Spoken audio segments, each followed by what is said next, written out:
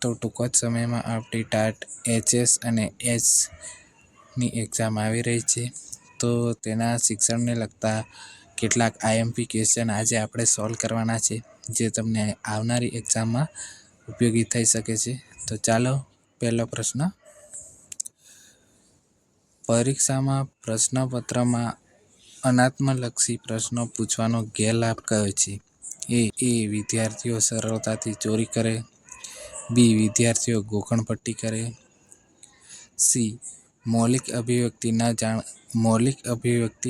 ન જાણી શકાય. અને ડી પ્રશ્ન રચનામાં વધારે સમય જાય. તો આપણો જવાબ આવશે સી મૌલિક અભિવ્યક્તિ ન જાણી શકાય.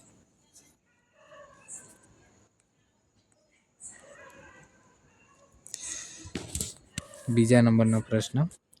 શાળાના શિક્ષકો શાળામાં જ પોતાનો વ્યવસાયિક વિકાસ કરી શકે એ માટે રાષ્ટ્રીય શિક્ષણ નીતિ 1986માં કઈ પ્રવૃત્તિ સૂચવાઈ? A school built in service training.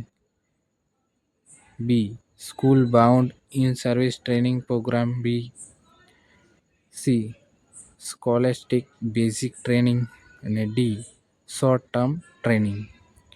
તો આપણો જવાબ આવશે A school build in service training. આગળનો ક્વેશ્ચન જોઈએ હવે. શાળાના પ્રવાસમાં વિદ્યાર્થી નેતાને તમે કઈ જવાબદારી સોંપશો? એ સમગ્ર જવાબદારી. બી આર્થિક જવાબદારી. સી વિવિધ કાર્યોમાં સહાયક. અને ડી કોઈ જવાબદારી ન સોંપવી.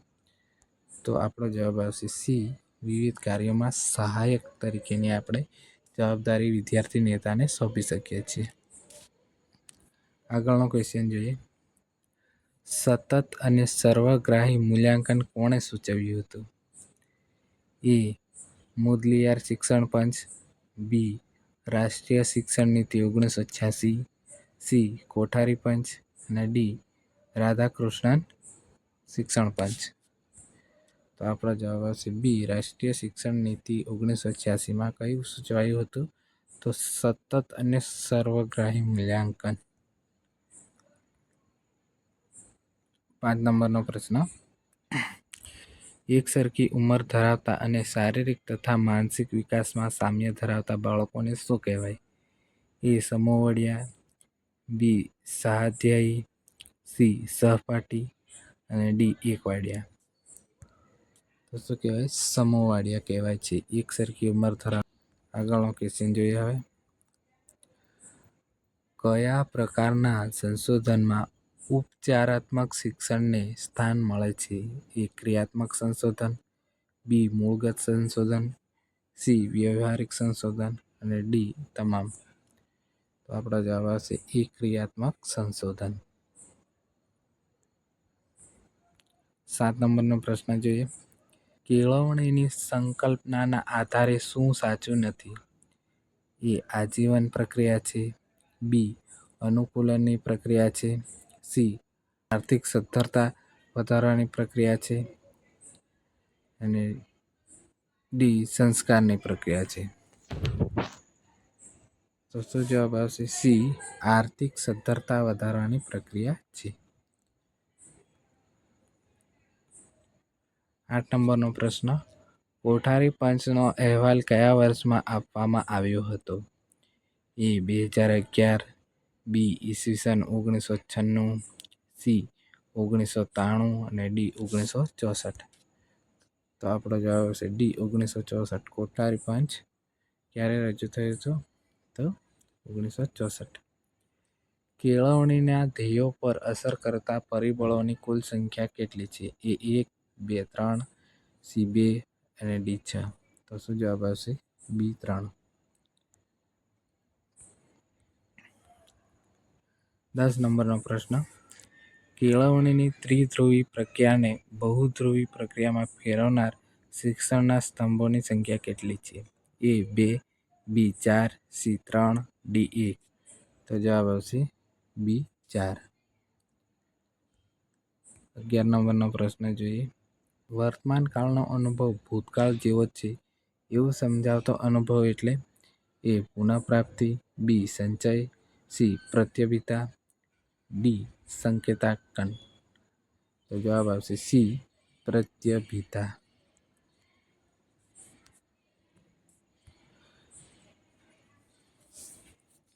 નીચે પૈકી કયા વૈજ્ઞાનિકે અશાબ્દિક કસોટી આપી છે? A N Shukla, B Shrimati Pramila Pathak, C doctor Bhatia અને ડી પીડી પટેલ. તો શું જવાબ આવશે? એ ડૉક્ટર એન શુક્લ. 13 નંબરનો પ્રશ્ન. ફ્રાન્સના ડૉક્ટર આલ્ફ્રેડ બિને અને સાયમને કયા વર્ષમાં બુદ્ધિમાપન કાર્યનો આરંભ કર્યો? એ 1904, બી 1905, સી 1907 અને ડી 1903. તો જવાબ આવશે બી 1905. ચલો આગળનો ક્વેશ્ચન જોઈએ. નીચે પૈકી કયા કાર્યક્રમમાં ઇન્ટરએક્ટિવ બોર્ડનો ઉપયોગ કરવામાં આવે છે? એ પ્રજ્ઞા અભિગમ, B Bala project, C virtual classroom અને ડી જ્ઞાનકુંજ પ્રોજેક્ટ. તો જવાબ આવશે આપણો ડી જ્ઞાનકુંજ પ્રોજેક્ટ. કયા બોર્ડનો ઉપયોગ થાય છે? ઇન્ટરએક્ટિવ. જ્ઞાનકુંજ પ્રોજેક્ટમાં ઇન્ટરએક્ટિવ બોર્ડનો ઉપયોગ થાય છે. 15 નંબરનો પ્રશ્ન. માધ્યમિક શાળામાં અભ્યાસ કરતા વિદ્યાર્થીઓને આપવામાં આવતો યુનિક આઈડી કોડ એટલે કે યુઆઈડી નંબર કેટલા અંકનો હોય છે? એ 14, બી 16, સી 18 અને ડી 19. તો યુઆઈડી કોડ કેટલા નંબરનો હોય છે? 18 આંકડા હોય છે.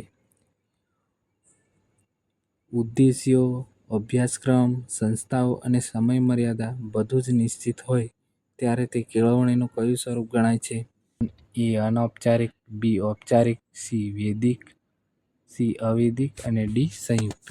આપણો જવાબ આવશે બી ઔપચારિક. જો નિશ્ચિત હોય એટલે નિશ્ચિત હોય તો ઔપચારિક આવશે, અનિશ્ચિત હોય તો અનૌપચારિક. ઓકે. રાષ્ટ્રીય શિક્ષણ નીતિ 2020 અંતર્ગત રાજ્ય અથવા કેન્દ્રશાસિત પ્રદેશની શાળાઓ ન્યૂનતમ વ્યવસાયિક અને ગુણવત્તાપૂર્ણ માનકોનું પાલન કરે છે કે કેમ તે જાણવા જે સંસ્થાની ભલામણ કરેલ છે તે સંસ્થા કઈ? એ પરખ, બી સ્વયં, સી દીક્ષા અને ડી એસએસએ.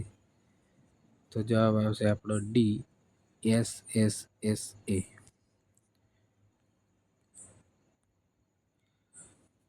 18 નંબરનો પ્રશ્ન.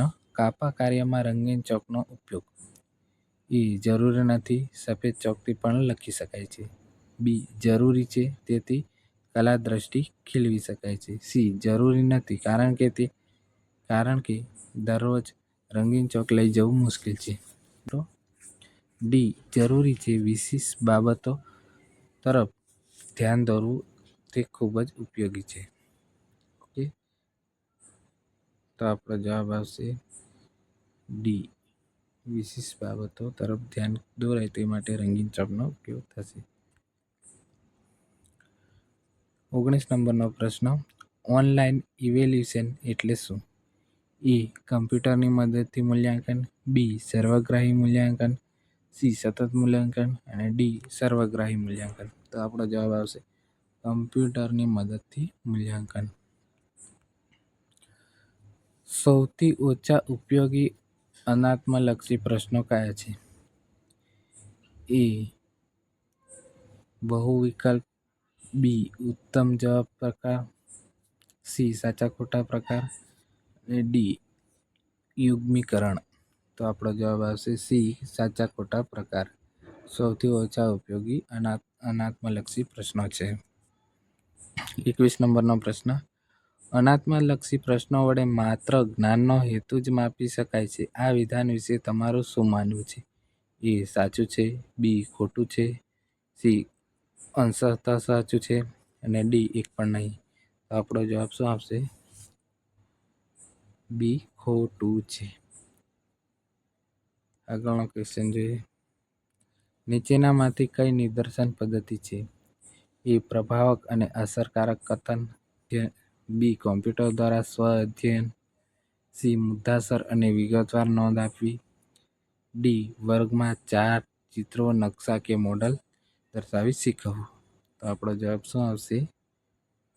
ડી. વર્ગમાં 4 ચિત્રો, નકશા કે મોડલ દ્વારા શીખવું. એને શું કહેવાય છે? નિદર્શન પદ્ધતિ. 23 નંબરનો પ્રશ્ન. જો અમારે ઉચ્ચ શિક્ષણ સુધારણા માટે એક જ સૂચન કરવાનું હોય તો અમે સૂચવીશું કે પરીક્ષા પદ્ધતિ બદલો. આ વિધાન કોનું છે? એ. ડૉક્ટર ડી.એસ. કોઠારી. બી. ડૉક્ટર સર્વપલ્લી રાધાકૃષ્ણન. સી. સામ પિત્રોડા. અને ડી. ડૉક્ટર લક્ષ્મણ સ્વામી મુદલિયાર. તો આપણો જવાબ શું આવશે? બી. ડૉક્ટર સર્વપલ્લી રાધાકૃષ્ણન. 24 નંબરનો પ્રશ્ન. પ્રોફેસર નેડ ફ્લેન્ડર્સે વર્ગ વ્યવહારના દર્શાવેલ ઘટકોમાં કયા ઘટકોનો સમાવેશ થતો નથી? એ. સૂચના આપવી. બી. અધ્યયનના વિચારનો સ્વીકાર કરવો. સી. સત્તા સ્થાપિત કરવી. અને ડી. ટીએલએમનો ઉપયોગ કરવો. તો જવાબ આવશે ડી. ટીએલએમનો ઉપયોગ કરવો.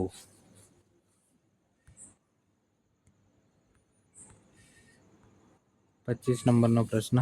શૈક્ષણિક ટેકનોલોજીના અર્થની બાબતમાં સાચું વિધાન કયું છે? એ. ટેકનોલોજીનો શિક્ષણ વ્યવહારમાં ઉપયોગ. બી. ટેકનિકલ પ્રક્રિયાઓનું વ્યવસ્થિત વર્ણન. સી. વિજ્ઞાનનો કલામાં ઉપયોગ. ડી. વૈજ્ઞાનિક સિદ્ધાંતોનો વ્યવહારમાં ઉપયોગ. તો આપણો જવાબ આવશે એ. ટેકનોલોજીનો શિક્ષણ વ્યવહારમાં ઉપયોગ. 26 નંબરનો પ્રશ્ન. શૈક્ષણિક ટેકનોલોજીના વિવિધ અભિગમોમાં કયા અભિગમનો સમાવેશ થતો નથી? એ. હાર્ડવેર અભિગમ. બી. સોફ્ટવેર અભિગમ. સી. તંત્ર અભિગમ. અને પ્રવિધિ અભિગમ. તો આપણો જવાબ આવશે ડી. પ્રવિધિ અભિગમ. 27 નંબરનો પ્રશ્ન. ક્રિયાત્મક સંશોધનના લક્ષણો સંદર્ભે ખોટું વિધાન કયું છે? એ. તે વૈજ્ઞાનિક ઢબે હાથ ધરાય છે. બી.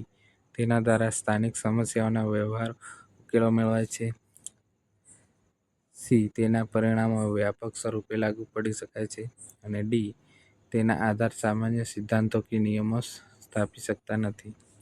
તો આપણો જવાબ આવશે સી. તેના પરિણામો વ્યાપક સ્વરૂપે લાગુ પડી શકાય છે. તે માત્ર નિશ્ચિત ક્ષેત્રમાં જ લાગુ પાડી શકાય છે. વ્યાપક સ્વરૂપે લાગુ પાડી શકાતા નથી.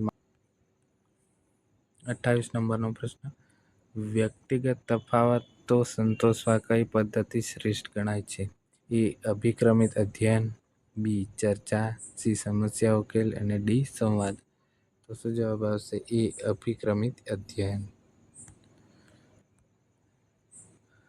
29 નંબરનો પ્રશ્ન. અનુભવ અને મહાવરાના કારણે વર્તનમાં થતા સાપેક્ષ કાયમી પરિવર્તનને શું કહે છે?